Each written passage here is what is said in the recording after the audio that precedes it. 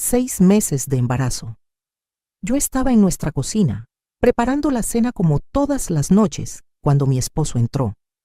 De repente, sin previo aviso, sin que yo pudiera preparar mi corazón para lo que vendría, él habló. Habló con voz clara, perfecta, sin ningún impedimento. No soy sordo, me dijo mirándome directamente a los ojos. Nunca lo fui. En ese momento sentí que el piso desaparecía bajo mis pies. Durante años, yo había aprendido lenguaje de señas solo para comunicarme con él. Había dejado mi carrera profesional porque él me convenció de que necesitaba mi atención completa. Había vivido en silencio, literalmente en silencio, adaptando cada aspecto de mi vida a lo que yo creía era su discapacidad.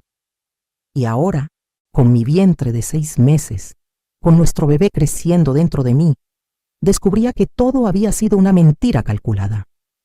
Cada conversación que tuvimos usando las manos, cada vez que yo bajé la voz en nuestra casa pensando que no importaba, cada sacrificio que hice creyendo que estaba ayudando al hombre que amaba, todo fue una farsa. Él había escuchado cada palabra, cada conversación telefónica con mi madre, cada llanto mío en la regadera cuando me sentía sola en nuestro matrimonio silencioso. Lo escuchó todo y nunca dijo nada. Sigue mi historia hasta el final y comenta la ciudad desde donde me estás viendo para saber qué tan lejos ha llegado mi relato. Esa noche en la cocina fue cuando mi mundo se derrumbó, pero para entender realmente la magnitud de esta traición, necesito llevarte al principio. Necesito que conozcas quién era yo antes de convertirme en la mujer que aceptó vivir en silencio por amor. Mi nombre es Patricia y hoy tengo 68 años. Cuando todo esto comenzó, yo tenía 32, una edad que en mi familia se consideraba peligrosamente cercana a quedarme soltera para siempre. Crecí en Puebla, en una familia tradicional donde mi madre, doña Cecilia, nunca perdía oportunidad de recordarme que el reloj biológico no esperaba a nadie. Cada reunión familiar se convertía en un interrogatorio. Cada boda de una prima menor que yo era como recibir una bofetada. Yo había estudiado contaduría en la universidad, algo de lo que estaba muy orgullosa. Trabajaba en una firma importante en la Ciudad de México. Había logrado ascender a una posición de supervisora, ganaba bien, tenía mi propio departamento. Pero para mi madre, nada de eso importaba si no tenía un esposo y una familia. Patricia, el dinero no te va a calentar en las noches, me decía constantemente. ¿De qué sirve tanto estudio si vas a terminar sola? Sus palabras eran como gotas de agua cayendo sobre una piedra. Poco a poco fueron desgastándome. Empecé a creer que tal vez tenía razón, que tal vez mi independencia era solo una forma de esconder mi fracaso como mujer. Mis amigas ya estaban casadas, algunas con hijos en la primaria. Yo era la única en mi círculo que seguía asistiendo sola a los eventos sociales. La presión era constante, sofocante, y con el tiempo comenzó a cambiar la forma en que me veía a mí misma. Dejé de sentirme exitosa y empecé a sentirme incompleta. Fue en ese estado de vulnerabilidad que conocí a Roberto. Fue en una conferencia de tecnología, donde mi firma era uno de los patrocinadores. Yo estaba a cargo de supervisar nuestra participación en el evento. Él era uno de los expositores, un empresario del sector tecnológico que había hecho fortuna desarrollando aplicaciones. Cuando me lo presentaron, lo primero que noté fue su apariencia impecable. Traje italiano, reloj suizo, esa seguridad que solo da el dinero. Lo segundo que noté fue que se comunicaba a través de una intérprete de lenguaje de señas. Roberto es sordo de nacimiento, me explicó el organizador del evento. Pero no dejes que eso te engañe. Es uno de los cerebros más brillantes en tecnología de toda Latinoamérica. Durante el evento, nuestras miradas se cruzaron varias veces. Había algo en la forma en que me observaba que me hacía sentir especial, vista de verdad.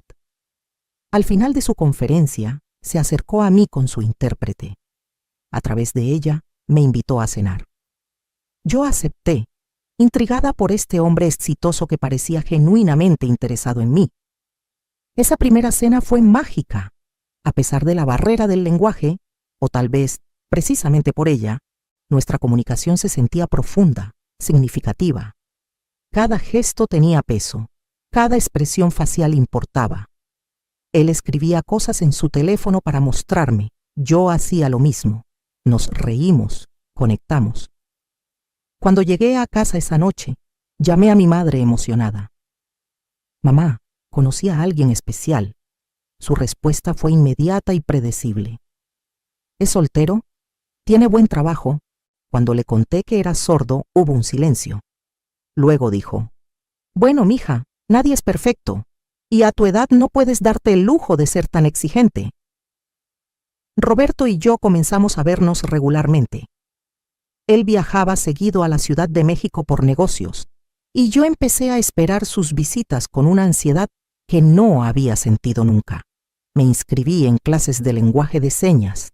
Dedicaba mis noches a practicar frente al espejo. Memorizaba cada seña, cada expresión. Quería poder hablar con él sin intermediarios, sin intérpretes, solo nosotros dos. Mis compañeros de trabajo notaron el cambio en mí. Llegaba sonriendo a la oficina, revisaba constantemente mi teléfono esperando sus mensajes. Por primera vez en años, me sentía como las protagonistas de las telenovelas que veía mi madre, enamorada, ilusionada, con mariposas en el estómago. Roberto era atento de maneras que ningún otro hombre había sido conmigo. Me enviaba flores a la oficina, planeaba citas elaboradas, me presentó a su círculo social de empresarios y profesionales. Yo me sentía como Cenicienta en el baile. Aquí estaba este hombre guapo, exitoso, millonario, que me había escogido a mí entre todas las mujeres que seguramente lo perseguían. A los 6 meses de conocernos, Roberto me pidió matrimonio. Lo hizo durante un fin de semana en Valle de Bravo, en una casa junto al lago que él había rentado. Preparó una cena romántica en la terraza, con velas por todos lados y pétalos de rosa formando un camino. Cuando sacó el anillo, un diamante que brillaba tanto que casi me ciega. Yo ya estaba llorando. Me lo pidió en señas, cada gesto perfectamente ejecutado. ¿Quieres ser mi esposa? Yo dije que sí antes de que terminara la pregunta. Llamé a mi madre esa misma noche. Su reacción fue de puro alivio. Gracias a Dios, mija. Ya pensaba que me iba a morir sin verte casada. Y dices que tiene dinero. Ay, Patricia, te sacaste la lotería. Y mira, lo de que seas sordo, pues hasta es mejor, así no vale escuchar cuando lo regañes. Se rió de su propio chiste, pero sus palabras se me quedaron grabadas de una forma extraña. Los preparativos de la boda fueron un torbellino. Roberto insistió en que fuera algo grande, elegante. Quiero que todo el mundo sepa que eres mía, me decía a través de señas y mensajes de texto. Rentamos uno de los salones más exclusivos de la Ciudad de México. Contratamos a los mejores proveedores. Mi vestido era importado, de un diseñador que yo solo había visto en revistas. La lista de invitados sobrepasaba las 300 personas. Yo me dejé llevar por la corriente, disfrutando de la atención, de los cumplidos, de la envidia apenas disimulada de algunas primas que siempre me habían hecho sentir menos por estar soltera. Pero en medio de toda esa emoción, Roberto comenzó a hacer sugerencias. Primero fue sobre mi trabajo. ¿Realmente necesitas seguir trabajando?, me preguntó una noche mientras cenábamos. Yo gano suficiente para los dos. Y si vamos a formar una familia, ¿no sería mejor que te enfocaras en eso? Yo dudé. Mi carrera era importante para mí, era parte de mi identidad. Pero él continuó. Piénsalo, Patricia, yo te necesito. Mi discapacidad hace que muchas cosas sean más difíciles para mí. Necesito una esposa que pueda estar disponible, que pueda acompañarme a reuniones de negocios, que pueda ayudarme a navegar un mundo hecho para personas que escuchan. ¿No quieres ayudarme? La forma en que lo planteó hizo que negarme se sintiera como un acto de egoísmo. Aquí estaba este hombre que, a pesar de sus limitaciones, había construido un imperio y solo me pedía mi apoyo, mi presencia. ¿Qué clase de esposa sería si le negaba eso? Así que accedí. Le dije a mi jefe que después de la boda renunciaría. Mis colegas organizaron una despedida. Me regalaron un álbum de fotos con recuerdos de mis 10 años en la firma. Algunos me felicitaron, otros me miraron con lástima apenas disimulada. Una compañera, Mónica, me llevó aparte. Patricia, ¿estás segura de esto?, me preguntó. ¿Trabajaste tan duro para llegar donde estás? ¿De verdad quieres dejarlo todo? Le sonreí con la seguridad de una mujer enamorada. Voy a tener algo mejor, le dije. Voy a tener una familia. La boda fue exactamente como la había soñado. Caminé por el pasillo del brazo de mi padre, quien murió 2 años después, y nunca supo la verdad de lo que viví. Roberto me esperaba en el altar, tan guapo con su smoking, sonriéndome con esa sonrisa que hacía que todo lo demás desapareciera. Intercambiamos votos en lenguaje de señas, un detalle que hizo llorar a más de uno en la audiencia. El sacerdote leyó en voz alta lo que nuestras manos decían, y cuando llegó el momento de besarme, Roberto me tomó de la cintura y me besó como si fuéramos las únicas 2 personas en el mundo. La recepción fue espectacular. Banda en vivo, mariachi, comida de 5 tiempos, barra libre con los mejores licores. Mi madre no paraba de presumir con todo el que se le acercaba. Mi hija se casó con un millonario, la escuché decir más de una vez. Y tan jovencito y guapo. Dios es bueno, ¿verdad? Yo bailé con Roberto. Nos movíamos al ritmo de la música que él no podía escuchar, pero que sentía a través de las vibraciones. Todo el mundo comentaba qué pareja tan especial éramos, qué amor tan puro el nuestro.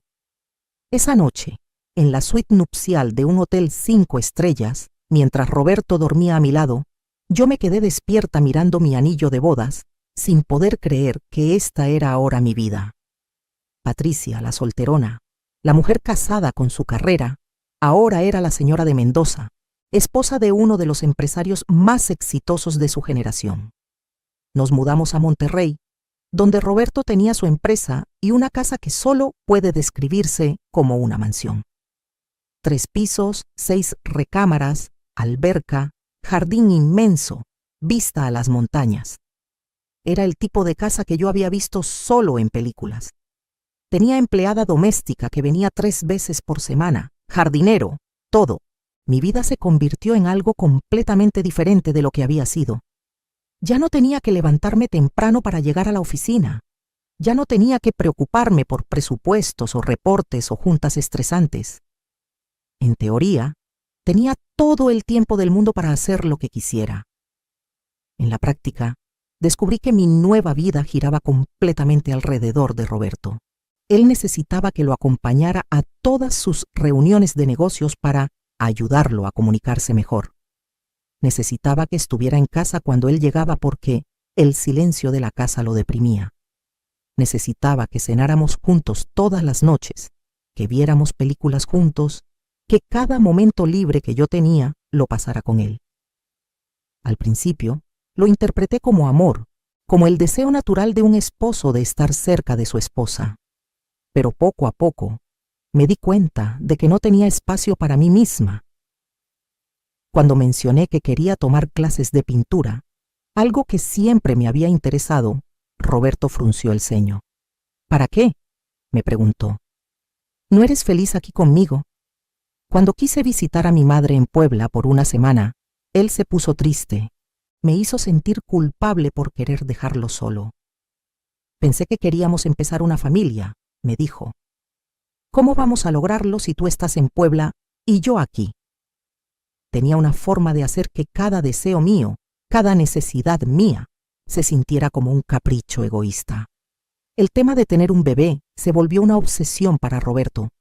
Llevábamos solo 6 meses de casados cuando empezó a presionar en serio. Ya no somos tan jóvenes, me decía. Mientras más esperemos, más riesgos hay. Yo le decía que quería esperarnos a conocernos mejor como pareja, a disfrutar de nuestro matrimonio antes de agregar la responsabilidad de un hijo. Pero él insistía y finalmente yo cedí, como siempre cedía. Dejé de cuidarme y a los 3 meses Las 2 rayitas en la prueba de embarazo confirmaron que estaba esperando un bebé. Roberto lloró de felicidad cuando se lo dije. Me abrazó tan fuerte que casi no podía respirar. Vamos a ser una familia de verdad, me dijo por señas. Vamos a ser perfectos. El embarazo fue difícil desde el principio. Náuseas constantes, cansancio extremo, dolores de espalda. Pero Roberto se volvió aún más atento, si eso era posible. Me traía té de jengibre para las náuseas, me masajeaba los pies, me compraba antojos a cualquier hora. Parecía el esposo perfecto, y yo me sentía culpable por los momentos en que me sentía atrapada, sofocada por su atención constante. Empecé a notar cosas extrañas, pequeños detalles que no encajaban. Una vez, estaba en la regadera y dejé caer el champú. El sonido del envase de plástico golpeando el piso de cerámica fue fuerte, resonó en todo el baño. Segundos después, Roberto tocó la puerta. ¿Estás bien?, me preguntó a través de la puerta cerrada. Cuando salí, le pregunté cómo supo que algo había pasado. Vi la luz bajo la puerta parpadear, me dijo. No tenía sentido, pero yo quería creer. Necesitaba creer. Otra vez, estábamos viendo una película con subtítulos como siempre hacíamos. Yo me levanté para ir al baño y cuando regresé, Roberto estaba riendo. En la pantalla, uno de los personajes acababa de hacer un chiste. ¿De qué te ríes?, le pregunté con curiosidad. Él se puso serio inmediatamente. De la expresión del actor, me dijo. Se veía ridículo. Cuando llegué a los 6 meses de embarazo, mi cuerpo había cambiado completamente. Tenía una panza enorme, mis pies estaban hinchados, me costaba trabajo dormir. Pero había algo hermoso en todo eso también. Sentir a mi bebé moverse dentro de mí, saber que pronto sería mamá. Esa tarde de diciembre, estaba en la cocina preparando pozole, un antojo que había tenido toda la semana. Roberto había estado en su oficina en casa toda la tarde, como era usual. Bajó alrededor de las 7, justo cuando yo estaba sirviendo el pozole en los platos. Yo estaba de espaldas a él, concentrada en no derramar el caldo caliente. No escuché sus pasos, por supuesto. En nuestra casa nunca había sonidos innecesarios. Yo había aprendido a moverme en silencio, a vivir como si el sonido no existiera. Pero entonces escuché su voz. Clara, perfecta, sin ningún defecto. Huele delicioso. Me quedé congelada, la cuchara suspendida en el aire. Pensé que había imaginado las palabras, que el embarazo estaba haciéndome escuchar cosas. Me di vuelta lentamente y ahí estaba él, parado en la entrada de la cocina, mirándome con una expresión que nunca le había visto. No era amor, no era ternura. Era algo frío, calculador. ¿Qué dijiste?, le pregunté en voz alta, olvidándome por completo del lenguaje de señas. Dije que huele delicioso, repitió, esta vez mirándome directamente a los ojos. El pozole siempre ha sido mi comida favorita. El plato que tenía en la mano se me resbaló y se estrelló contra el piso. El pozole se derramó por todos lados, manchando los azulejos blancos de la cocina, salpicando mis piernas. Pero no me moví. No podía moverme. No entiendo, logré decir finalmente. ¿Cómo estás? ¿Hablando?, completó la frase por mí. Siempre he podido hablar, Patricia. Siempre he podido escuchar. No soy sordo. Nunca lo fui. Las palabras no tenían sentido en mi cerebro. Era como si me estuviera hablando en otro idioma, uno que yo no conocía. Me apoyé contra el mostrador de la cocina porque mis piernas amenazaban con ceder. Eso no es posible, dije. Te vi. Te vi en conferencias con intérpretes. Te vi comunicarte en señas con otras personas. Conocí a tu familia, ellos también. También saben lenguaje de señas, sí, me interrumpió. Porque yo les pedí que lo aprendieran. Porque esta ha sido mi vida durante años. Pretender ser sordo. Se movió hacia la mesa de la cocina y se sentó relajado, como si estuviéramos teniendo una conversación normal sobre el clima. Yo seguía paralizada junto al mostrador, mi cerebro tratando desesperadamente de procesar lo que estaba escuchando. ¿Por qué? Fue lo único que logré articular. Roberto suspiró, como si la pregunta lo aburriera. Porque descubrí que la gente confía más en ti cuando creen que tienes una discapacidad. Porque los competidores de negocios te subestiman. Porque te dan contratos por lástima que nunca te darían por mérito. Porque conseguí subsidios del gobierno, apoyos para empresarios con discapacidad, incentivos fiscales. Mi empresa creció el doble de rápido gracias a esas ventajas. Mi mano fue instintivamente a mi vientre, protegiendo a mi bebé de esta locura. ¿Y yo? Pregunté. ¿Qué fui yo en todo esto? Tú fuiste la pieza que me faltaba, dijo, con una frialdad que me heló la sangre. Un hombre sordo con una esposa dedicada que aprendió lenguaje de señas por amor. Eso es una historia poderosa, Patricia. Eso genera confianza, simpatía. Me ha abierto puertas que ni te imaginas. Además, necesitaba a alguien que cuidara de la casa, que estuviera disponible todo el tiempo, que no tuviera una carrera que la distrajera. Y tú, con tu mamá presionándote para casarte, con tu miedo a quedarte soltera, fuiste perfecta. Sentí que iba a vomitar. Todo mi cuerpo temblaba. Me hiciste renunciar a mi trabajo, dije, mi voz rompiéndose. Dejé mi carrera, dejé mi vida. Aprendí un idioma completeto nuevo para poder hablar contigo, y tú. Tú podías escucharme todo el tiempo. Cada palabra, confirmó él.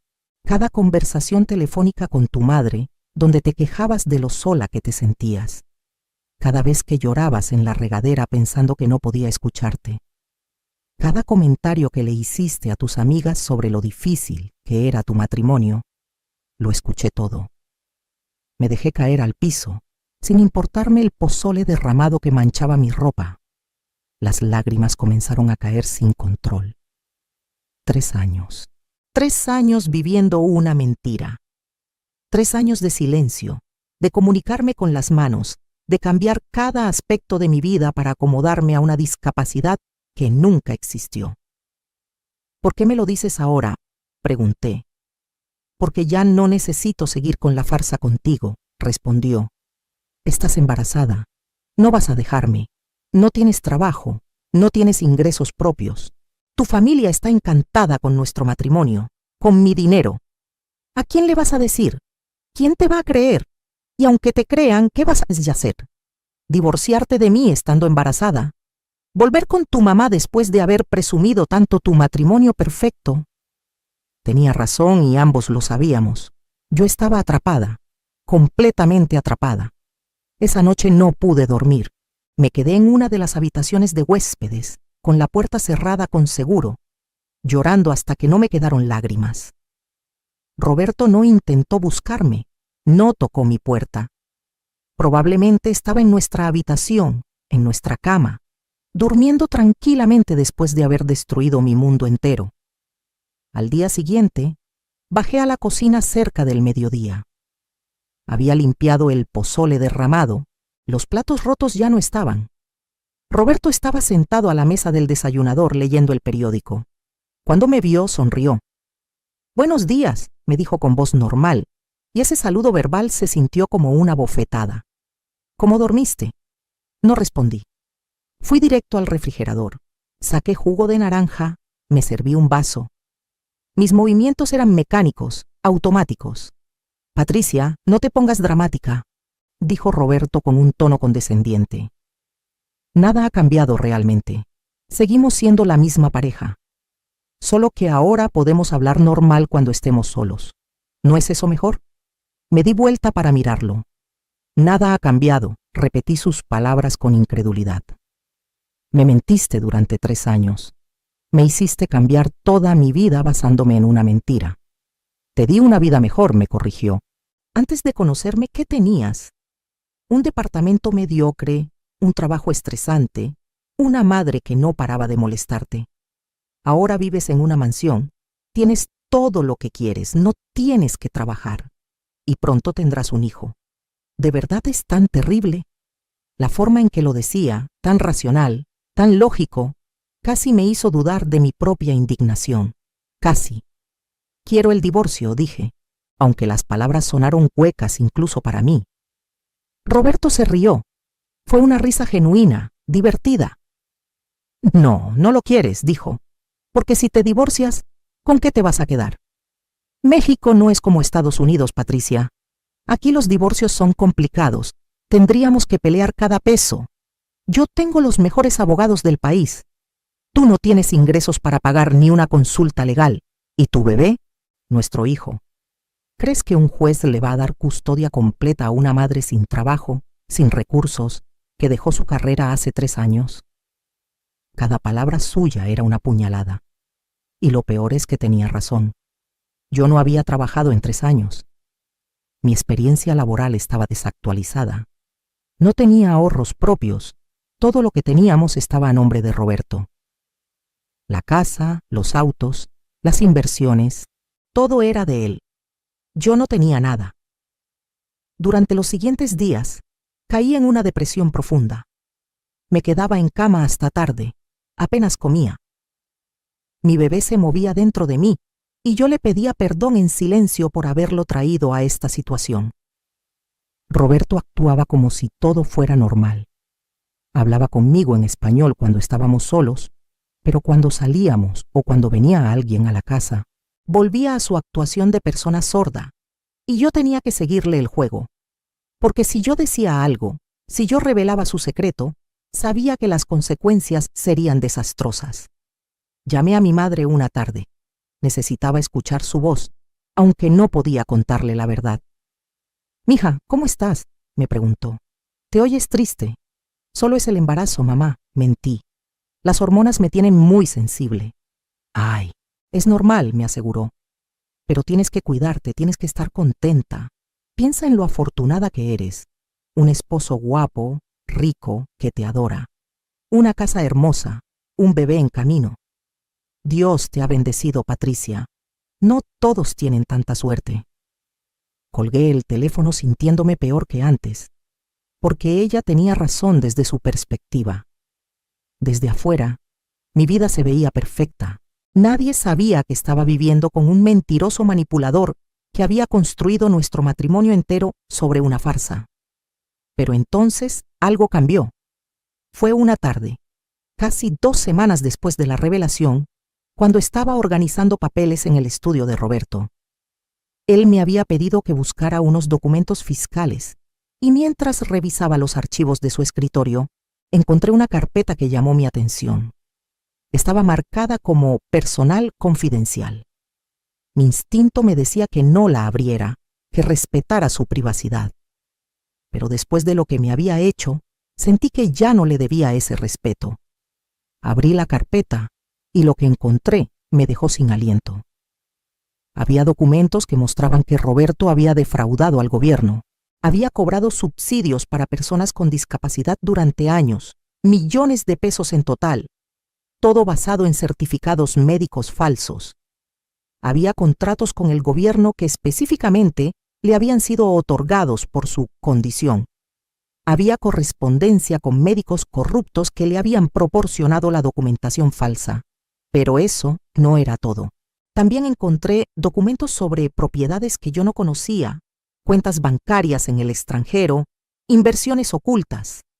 Roberto tenía mucho más dinero del que yo pensaba, y lo estaba escondiendo. Me quedé ahí sentada, con las manos temblando, mirando esos documentos. Y por primera vez desde aquella noche en la cocina, sentí algo diferente al dolor y la desesperación. Sentí poder, porque ahora yo tenía información. Información que podría destruirlo. Tomé mi teléfono y fotografié cada página, cada documento. Tardé casi 2 horas asegurándome de capturar cada detalle. Luego volví a poner todo exactamente como lo había encontrado y salí del estudio. Esa noche en la cena, Roberto habló sobre su día como si nada. «Cerré un contrato importante con el gobierno», me dijo con orgullo. «Vale 30 millones de pesos. Es para desarrollar una plataforma de accesibilidad». La ironía era casi cómica. Un hombre que fingía ser sordo desarrollando tecnología de accesibilidad para personas con discapacidades reales. Durante las siguientes semanas, me convertí en una actriz tan buena como él. Seguí viviendo en la casa, cumpliendo mi papel de esposa devota, pero en secreto estaba planeando. Contraté a un abogado especializado en fraudes, le envié copias de todos los documentos que había encontrado.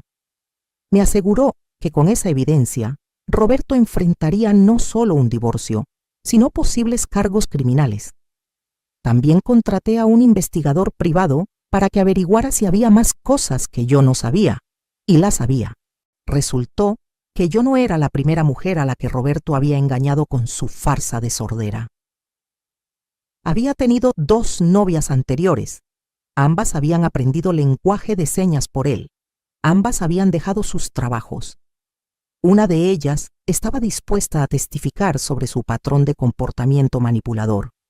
Mientras tanto, en casa, yo jugaba mi papel perfectamente. Cocinaba sus comidas favoritas, veía películas con él, hasta reía de sus chistes. Roberto pensaba que me había resignado, que había aceptado mi destino.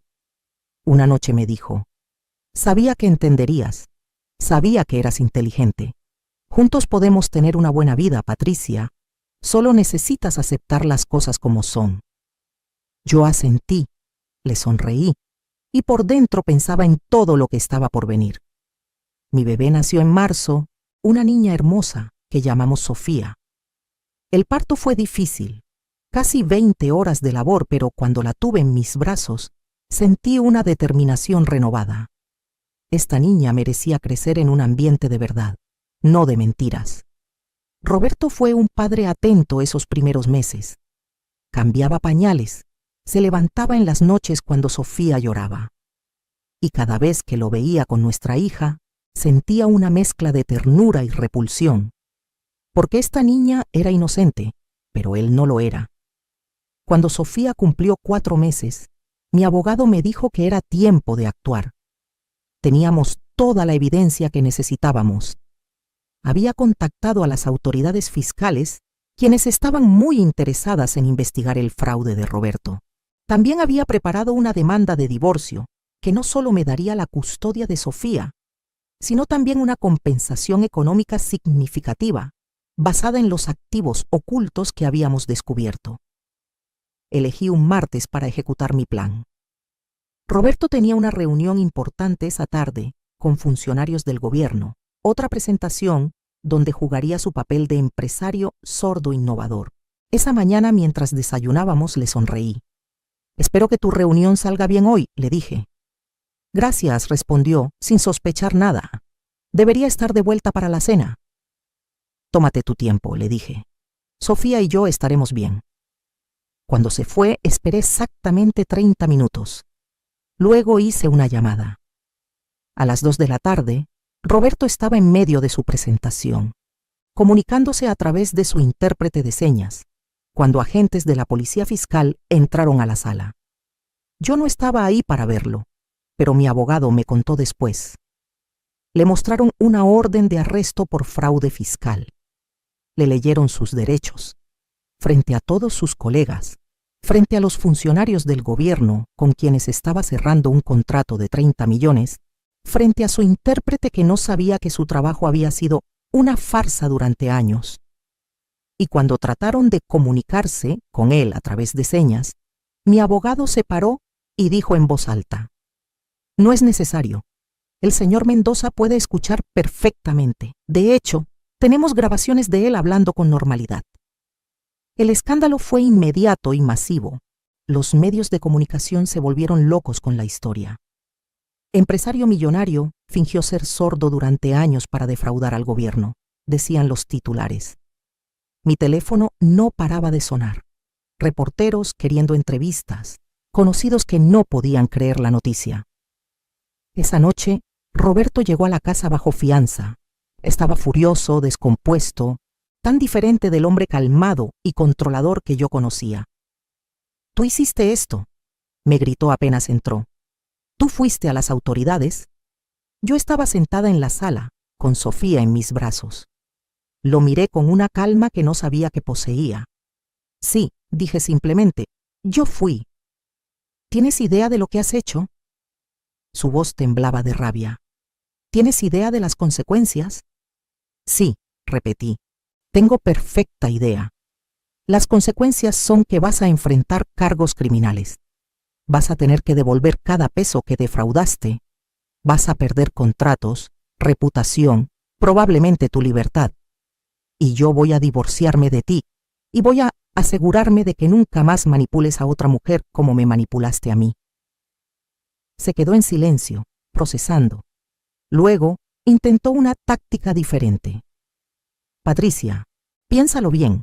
Si haces esto, si sigues adelante con esto, vamos a perder todo. La casa, el dinero, todo. ¿Y Sofía, qué va a hacer de ella? Sofía va a estar bien, le dije, porque va a tener una madre que le enseñó que no hay que tolerar mentiras, que no hay que quedarse en situaciones que te lastiman solo porque tienes miedo. Va a crecer sabiendo que su mamá tuvo el valor de hacer lo correcto, aunque fuera difícil. Roberto trató de negociar, de amenazar, de manipular una vez más. Pero yo ya no era la misma mujer que había conocido en aquella conferencia hace 4 años. Ya no era la mujer desesperada por casarse que había aceptado cambiar su vida entera por un hombre. Había aprendido, dolorosamente, que el amor real no requiere que pierdas tu identidad, que el matrimonio no debería ser una prisión, que ninguna cantidad de dinero o seguridad material vale tu paz mental y tu dignidad. Los siguientes meses fueron caóticos. El divorcio fue complicado y feo. Roberto contrató abogados caros que trataron de pintarme como una cazafortunas, como una mujer vengativa que estaba destruyendo a un hombre brillante, pero la evidencia de su fraude era incontrovertible. No podía negar las certificaciones médicas falsas, los millones en subsidios que había cobrado ilegalmente. Las autoridades congelaron muchos de sus activos. Los medios seguían la historia obsesivamente. Yo di una entrevista, solo una, donde conté mi versión de los hechos. Hablé de cómo había aprendido lenguaje de señas, de cómo había dejado mi carrera, de cómo había descubierto la verdad estando embarazada. La respuesta fue abrumadora.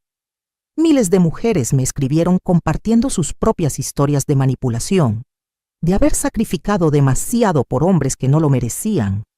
Me convertí, sin quererlo, en una especie de símbolo. Mi madre, por su parte, estaba devastada, pero eventualmente me apoyó. Siempre pensé que lo importante era que estuvieras casada. Me dijo llorando una tarde cuando vino a visitarme. Nunca pensé en si eras feliz, si eras respetada. Lo siento, mija. Lo siento mucho por la presión que te puse. El juicio por fraude duró casi 1 año. Al final, Roberto fue sentenciado a 6 años de prisión y ordenado a pagar restitución completa de todos los fondos defraudados. Fue devastador para él ver su imperio desmoronarse, ver su reputación destruida. Pero para mí fue liberador. El divorcio se finalizó poco después. Yo obtuve una compensación económica justa, basada en los activos ocultos que habíamos descubierto, suficiente para comprar una casa modesta y tener seguridad financiera para Sofía y para mí. No era la mansión, no era la vida de lujo, pero era mía, ganada honestamente. Volví a estudiar. Tomé cursos para actualizar mis conocimientos en contabilidad. A los 40 años, conseguí un trabajo en una firma mediana en Puebla, cerca de mi madre. No era la posición ejecutiva que había tenido antes, pero era un comienzo. Y esta vez, nadie me pediría que renunciara. Nadie me haría sentir que mi carrera era menos importante que servir a un hombre. Sofía creció escuchando música, escuchando mi voz, leyéndole cuentos, escuchando las risas de su abuela. Nunca tuvo que vivir en el silencio artificial que yo había soportado. Le conté la historia de su padre cuando tuvo edad suficiente para entender, no con amargura, sino como una lección de vida. A veces la gente te va a mentir, le dije. A veces vas a confiar en las personas equivocadas, pero eso no significa que tengas que quedarte atrapada en sus mentiras. Siempre tienes el poder de decir basta, de construir una vida nueva. Roberto salió de prisión después de cumplir 4 años y medio. Intentó contactarme, quiso ver a Sofía. El juez permitió visitas supervisadas, pero Sofía, que tenía 5 años para entonces, no quería ir. No conozco a ese señor, me decía. Y tenía razón. El padre que ella conocía solo existía en fotos y en historias, no en la realidad. Con el tiempo, Roberto se alejó. Se mudó a otro estado. Intentó reconstruir su vida. Yo no le deseaba mal, pero tampoco quería que fuera parte de la mía. Había cerrado ese capítulo completamente. Hoy, a mis 68 años, miro hacia atrás y veo una vida llena de lecciones. Sí, perdí 3 años con un mentiroso. Sí, renuncié a una carrera que me había costado años construir. Sí, fui manipulada y engañada de la manera más cruel. Pero también aprendí que soy más fuerte de lo que nunca imaginé. Aprendí que nunca es tarde para empezar de nuevo, para recuperar tu vida, para decir no. Sofía ahora tiene 36 años. Es ingeniera, independiente, fuerte. Tiene su propia casa, su propia carrera exitosa. Se casó hace 2 años con un hombre bueno que la respeta, que la apoya, que nunca le pediría que sea menos de lo que es. Cuando me preguntó consejos antes de su boda, le dije: nunca dejes que nadie te haga sentir que tienes que ser menos para que ellos sean más. El amor real te hace crecer, no te hace pequeña. Mi madre murió hace 5 años. Antes de irse, me tomó la mano y me dijo: estoy orgullosa de ti. Cometí errores presionándote, pero tú fuiste valiente. Fuiste más valiente que yo nunca fui. Esas palabras significaron más para mí que cualquier disculpa. A veces me encuentro con mujeres en situaciones similares. Mujeres que me cuentan sobre esposos controladores, sobre haber dejado sus carreras, sobre sentirse atrapadas. Y siempre les digo lo mismo: no estás sola y no estás atrapada. Puede sentirse así, pero hay salida. Siempre hay salida. Solo necesitas el valor para tomarla. También me he vuelto activista en temas de fraude y manipulación. Trabajo con una organización que ayuda a víctimas de abuso emocional y financiero. Doy pláticas en universidades. Advierto a mujeres jóvenes sobre las señales de relaciones tóxicas. Uso mi historia, por dolorosa que sea, para ayudar a otras.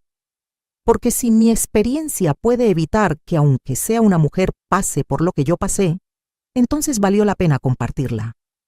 El edificio donde trabajaba antes de casarme ya no existe. Lo demolieron para construir un centro comercial. Pero a veces paso por ahí y recuerdo a la Patricia de 32 años, exitosa pero insegura, desesperada por cumplir las expectativas de su familia. Le diría tantas cosas si pudiera. Le diría que su valor no depende de tener un anillo en el dedo. Le diría que estar soltera no es un fracaso. Le diría que ningún hombre vale sacrificar quién eres. Pero no puedo hablar con esa Patricia. Solo puedo hablar contigo, quien sea que estés escuchando esta historia. Y lo que quiero decirte es esto: si algo en tu relación te hace sentir que estás perdiendo partes de ti misma, presta atención a esa sensación. Si alguien te pide que seas menos para que ellos puedan ser más, corre en la dirección opuesta. Si tus sueños, tu carrera, tu identidad están siendo sacrificados en nombre del amor, no es amor real lo que estás recibiendo. Después del divorcio, tardé años en volver a confiar en alguien románticamente. Salí con algunos hombres, pero a la primera señal de que querían cambiarme o controlarme, terminaba la relación. Preferí estar sola que mal acompañada. Y honestamente, esos años sola fueron algunos de los mejores de mi vida. Aprendí quién era Patricia sin un hombre que la definiera, sin expectativas familiares que cumplir. Viajé, algo que nunca había hecho. Tomé ese curso de pintura que Roberto me había desanimado de tomar. Resultó que era bastante buena. Mis cuadros ahora decoran mi casa. Hice amigas verdaderas, mujeres que me apoyaron incondicionalmente. Encontré alegría en cosas simples: un café en la mañana mientras veía salir el sol, una película que me hacía llorar, una conversación profunda con mi hija. Eventualmente, a los 52 años, conocí a Javier. Era viudo, tenía hijos adultos como yo, trabajaba como maestro de secundaria. No tenía dinero como Roberto, no tenía mansión ni autos de lujo, pero tenía algo infinitamente más valioso. Era honesto. Nuestra relación creció lentamente, sin presiones, sin manipulaciones. Me animaba a seguir con mi carrera, celebraba mis éxitos, me apoyaba en mis fracasos. Cuando me pidió matrimonio después de 3 años de novios, le dije que sí. Pero esta vez fue diferente. Esta vez no dejé mi trabajo. Esta vez mantuve mi independencia financiera. Esta vez entré al matrimonio como una socia igual, no como alguien que necesitaba ser rescatada. Javier y yo hemos estado casados 15 años ahora. No es perfecto, ningún matrimonio lo es, pero es real, es honesto y me hace feliz. Eso es más de lo que nunca tuve con Roberto. Hace unos años recibí una carta de Roberto. Había pasado más de 2 décadas desde nuestro divorcio. En la carta se disculpaba. Decía que había estado en terapia, que finalmente entendía el daño que había causado. Decía que lamentaba haber desperdiciado lo que podría haber sido una buena relación si él hubiera sido honesto desde el principio. No le respondí, no porque no lo perdonara. Con el tiempo había logrado perdonarlo por mi propia paz mental. Pero no le debía mi tiempo, mi energía ni mi respuesta. Ese capítulo estaba cerrado completamente. Le mostré la carta a Sofía, que para entonces ya era adulta. ¿Qué piensas?, me preguntó. Pienso que algunas personas cambian y otras solo aprenden a decir lo que creen que quieres escuchar, le dije. Y honestamente, ya no me importa cuál de las dos es él. Ya no es parte de mi vida. Sofía me abrazó. Eres la mujer más fuerte que conozco, me dijo, y en ese momento yo lo creí. Porque la fuerza no es nunca caerte, es levantarte cada vez que lo haces. Ahora, cuando miro las fotos de mi boda con Roberto, de esos años en la mansión, casi no reconozco a esa mujer. Parece una extraña, alguien que existió en otra vida. Pero fue parte de mi viaje, parte de lo que me convirtió en quien soy hoy. No me arrepiento de haberlo denunciado. No me arrepiento de haber exigido justicia. Algunas personas me dijeron que debería haberme quedado callada, que debería haber aceptado el dinero y la comodidad a cambio de ignorar las mentiras. Pero yo no podría haberme visto al espejo cada día sabiendo que estaba viviendo una farsa. Y más importante, no podría haberle enseñado a mi hija que está bien aceptar el abuso a cambio de seguridad material. Los domingos, Sofía viene a comer con Javier y conmigo. Trae a su esposo, a veces vienen amigos. Mi casa se llena de risas, de conversaciones, de vida. Es una casa modesta comparada con la mansión de Roberto, pero está llena de amor verdadero. Y eso la hace un palacio para mí. A veces, cuando estoy sola, pienso en todas las mujeres que siguen atrapadas en situaciones como en la que yo estuve. Mujeres que saben que algo está mal, pero tienen miedo de actuar. Mujeres que han sacrificado tanto que sienten que ya no pueden recuperar lo que perdieron. Mujeres que creen que es muy tarde para empezar de nuevo. Y quiero gritarles, nunca es tarde. Yo empecé de nuevo a los 40. Otras mujeres lo han hecho a los 50, a los 60, incluso más tarde. Mientras tengas aliento en tu cuerpo, tienes la oportunidad de cambiar tu vida. No será fácil. No lo fue para mí. Hubo noches de llanto, momentos de duda, días donde pensé que había cometido un terrible error al dejar la seguridad de mi matrimonio, por falso que fuera. Pero del otro lado de ese miedo, de ese dolor, estaba la libertad. Y créeme cuando te digo que la libertad vale cualquier precio. Mi nieta nació el año pasado. Cuando Sofía me la puso en los brazos, lloré. Porque esta pequeña va a crecer en un mundo diferente al que yo conocí. Va a crecer viendo a su madre tener una carrera exitosa y un matrimonio feliz. Va a crecer viendo a su abuela como una mujer que no aceptó ser víctima. Va a aprender que las mujeres no tienen que elegir entre el amor y la realización personal, que podemos tener ambos. He aprendido que el silencio puede ser de muchos tipos. Está el silencio que yo viví con Roberto, un silencio impuesto, artificial, que era en sí mismo parte de la mentira. Pero también está el silencio de la paz, el silencio de estar cómoda contigo misma, de no necesitar llenar cada momento con ruido para evitar enfrentar tus pensamientos. Ese es el silencio que valoro ahora. Sigo usando lenguaje de señas de vez en cuando. Trabajo como voluntaria en una escuela para niños sordos, enseñando matemáticas básicas. Es irónico, lo sé. Aprendí este idioma hermoso por razones completamente equivocadas, pero ahora lo uso para algo bueno, para ayudar a niños que realmente lo necesitan. Una vez, una de las madres me preguntó por qué aprendí lenguaje de señas. Le conté una versión resumida de mi historia. Se quedó en silencio un momento. Luego me dijo: a veces Dios toma las cosas que se hicieron para lastimarnos y las convierte en herramientas para sanar a otros. Me gustó esa perspectiva. Mi historia ha sido contada en artículos, en programas de televisión. Algunas personas me reconocen en la calle. Siempre es un poco incómodo, pero si mi experiencia ayuda a alguien más, puedo vivir con la incomodidad. La semana pasada una mujer joven me detuvo en el supermercado. «Usted es Patricia Ramos, ¿verdad?», me preguntó. Cuando asentí, me abrazó. «Su historia me salvó», me dijo. «Estaba en una relación terrible, pero tenía miedo de irme. Cuando escuché lo que usted pasó y cómo tuvo el valor de salir, supe que yo también podía hacerlo. Ahora tengo mi propio negocio y soy más feliz de lo que he sido en años». Esos momentos hacen que todo valiera la pena. El dolor, la humillación pública, las batallas legales, todo. Si mi historia le dio a aunque sea una mujer el valor de cambiar su vida, entonces mi sufrimiento tuvo propósito. Roberto eventualmente se volvió a casar. Me enteré por conocidos mutuos. Aparentemente, con su nueva esposa es completamente honesto. No hay falsas discapacidades. No hay mentiras elaboradas. Parte de mí se pregunta si realmente cambió o si solo aprendió a no ser atrapado. Pero la verdad es que ya no me importa.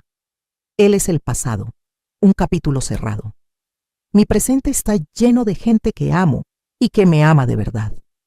Mi futuro es mío para escribirlo como quiera.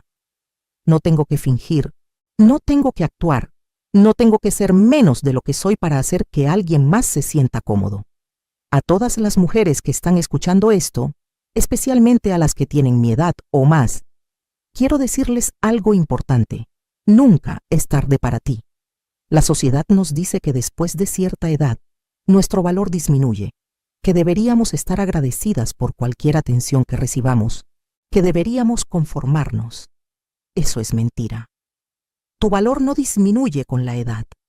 Tu derecho a ser feliz, respetada y amada de verdad no tiene fecha de expiración. Yo encontré el amor verdadero a los 52. Empecé una nueva carrera a los 40. Recuperé mi vida a los 36. Y cada día desde entonces ha sido un regalo. Sí, perdí años valiosos con un hombre que no merecía mi tiempo. Pero gané algo invaluable. Me gané a mí misma de vuelta. Si Roberto no me hubiera traicionado de esa manera tan horrible, probablemente hubiera seguido en ese matrimonio toda mi vida. Hubiera criado a Sofía en un ambiente de mentiras. Hubiera envejecido sintiéndome vacía por dentro, pero sin saber por qué. En una forma retorcida, su crueldad fue mi liberación. Me forzó a despertar, a ver mi situación claramente, a tomar acción. No estoy agradecida por lo que hizo, pero estoy agradecida por quien me convertí como resultado de sobrevivirlo. Cada arruga en mi cara cuenta una historia. Algunas historias de dolor, otras de alegría, todas de supervivencia. Cuando me miro en el espejo ahora, me gusta lo que veo. No porque sea más joven o más bonita que antes, sino porque los ojos que me devuelven la mirada son los de una mujer que se conoce a sí misma, que se respeta a sí misma, que no está dispuesta a aceptar menos de lo que merece. Esa mujer no existía cuando tenía 32 años. Tuvo que ser forjada a través del fuego de la traición y el dolor. Pero ahora que existe, es inquebrantable. Mi consejo final para ti, donde sea que estés en tu vida, es este: escucha tu instinto. Cuando algo se siente mal, aunque no puedas explicar exactamente por qué. Presta atención a esa sensación. Tu cuerpo, tu intuición, sabe cosas que tu mente racional todavía no ha procesado. Yo tuve momentos de duda durante mi matrimonio con Roberto, pequeñas inconsistencias que no podía explicar, pero las ignoré porque quería creer en la historia que me había vendido. No ignores esas señales. Y si ya estás en una situación difícil, si ya reconoces que estás siendo manipulada o controlada, quiero que sepas que salir es posible. No será fácil, no será rápido, pero es posible. Da un paso a la vez. Busca ayuda, habla con alguien de confianza, consulta con un abogado, empieza a hacer un plan. No tienes que tenerlo todo resuelto antes de empezar. Solo necesitas empezar.